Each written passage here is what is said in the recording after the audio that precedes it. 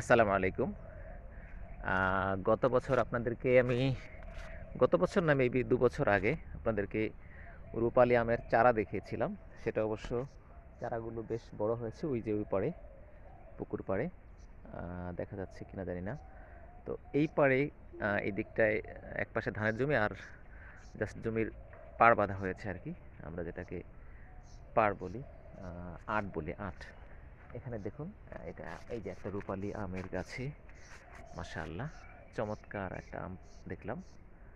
আহ, আরও বেশ কিছু ছিল, ঈদের সময় দেখেছিলাম, কিন্তু এখন সেগুলো সম্ভবত ঝরে গিয়েছে অথবা বাচ্চারা নিয়ে গেছে কিনা সেটাও বুঝতে পারছি না। তো যাই হোক, এই হচ্ছে রূপালি গাছ। এটা অবশ্য চারা না, এটা কলম। এই যে, আর এই যে সুন্দর একটা বেশ বড় একটা আম, একেবারে মাশাআল্লাহ যথেষ্ট বড়। রূপালি আমের মধ্যে খুব বড় সাইজ বলা যায়। আর এরপরে আরেকটু একটা আরো চমৎকার একটা বিষয় দেখাচ্ছি।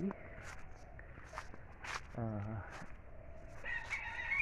এই যে দেখুন মাশাআল্লাহ, এই যে এই আম গাছটা, এটার আমটার ডিজাইন দেখে হাড়ি ভাঙ্গা মনে হচ্ছে। এগুলো অবশ্য কলম কিনে লাগিয়েছিল আমার ছোট ভাই মাকসুদ, লাগিয়েছিল। সে এখন প্রবাসে আছে। তো এই যে এখানে বেশ সম্ভবত 50-এর কাছাকাছি আম হবে, সুন্দর। এই যে আমি তো পড়েই যাচ্ছি।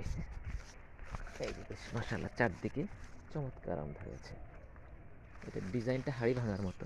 কলম লাগিয়েছে তো আমি ঠিক এই মুহূর্তে বলতে পারছি না, তবে হাড়ি ভাঙা হতে পারে আমার যতটুকু অনুমান।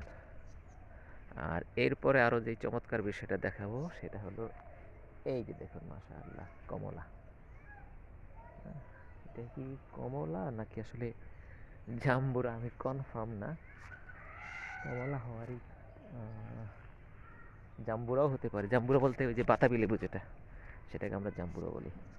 এটাতেও বেশ ফল এসেছে, সম্ভবত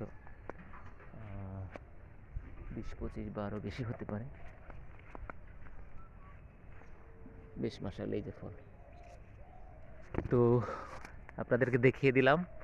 তো আরেকটা ভয়ও পাচ্ছি, যারা যদি কেউ টার্গেট করে যে ওখানে সুন্দর আম আছে খেতে যাই, তাহলে কিন্তু আমার আম শেষ। ধন্যবাদ। আসসালামু আলাইকুম রহমতুল্লাহ।